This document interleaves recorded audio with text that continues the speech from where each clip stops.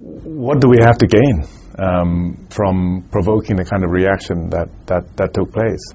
There's absolutely nothing that Thailand or the Thai people gain from provoking such a reaction. But I think people would debate that, because not very far from where we're sitting, you have a group of protesters sitting in, yes, calling for action on this particular issue, yes, threatening to oust the government, yes, threatening to take over landmarks in Bangkok, which, yes, they have a history of doing in the past. Yes. And then only a matter of a couple of days after those threats were made, fighting breaks out on the border. I think cynics would say you do have something to gain, and that is to appease them. Have they been appeased? Well, the answer is no, and you know, we would have had no reason to expect that any action on the border would have led to any appeasement of this minority group at all. So the government has been steadfast in its position throughout the protests that we are in no business of provoking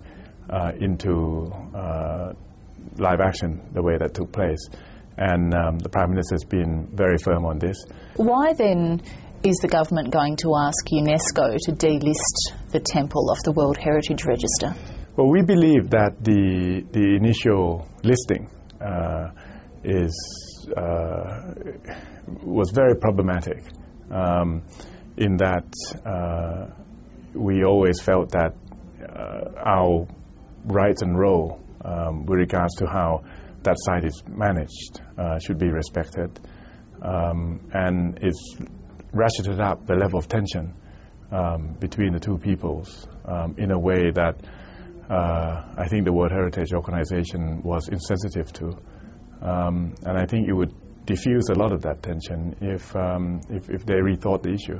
You say that there's no political advantage for you in what's happened.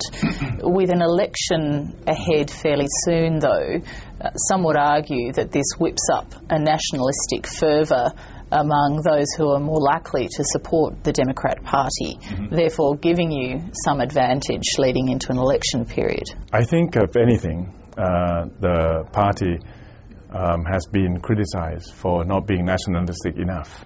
But therefore, to appear more nationalistic would be good for you. But we're not doing that.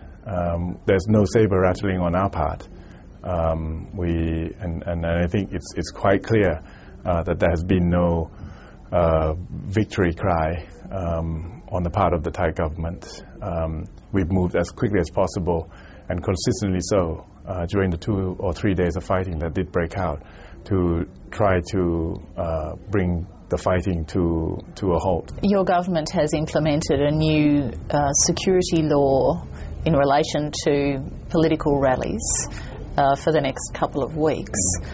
What are you trying to prevent by doing that? What's that aimed to achieve? I just think that we need everybody to respect each other's rights.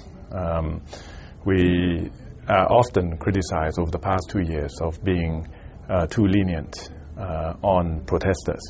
They block traffic for weeks and sometimes months on end. There are sporadic violent incidents as part of the protests that take place. But we've learned that tolerance is key, and we intend to retain that policy of patience and tolerance as much as is possible. But we also need to make sure that the rights of those not in the protest, and frankly that's always the majority, is respected, and that's what it's all about. We definitely have no intent of using force or violence to disperse what has hitherto so far, quite frankly, been fairly rude, but certainly peaceful gathering. All of these things, I guess, are taken into account by politicians when they're planning things like elections.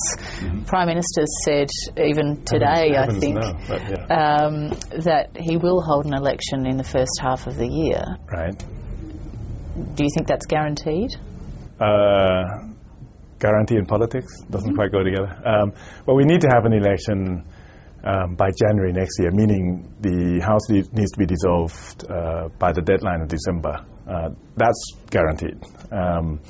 anything else in between is a decision that is made solely by the Prime Minister. We have our major holidays in the middle of April, the Water Festival. All Australians welcome. But the issue, therefore, is we could either go before the holidays or immediately after. There's some, frankly speaking, some political rationale for us going around then, because typically election would take place something like 45 days post the dissolution of Parliament. That would mean that the anniversary of the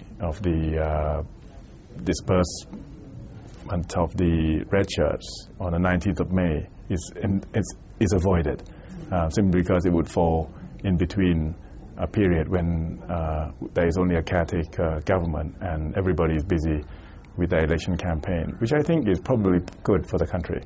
Do you think you can win an election, given that you're now opposed by both yellow and red shirts? Of course.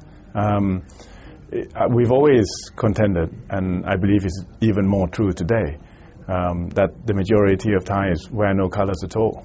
And I think the election will prove that. Minister, thank you very much. My pleasure.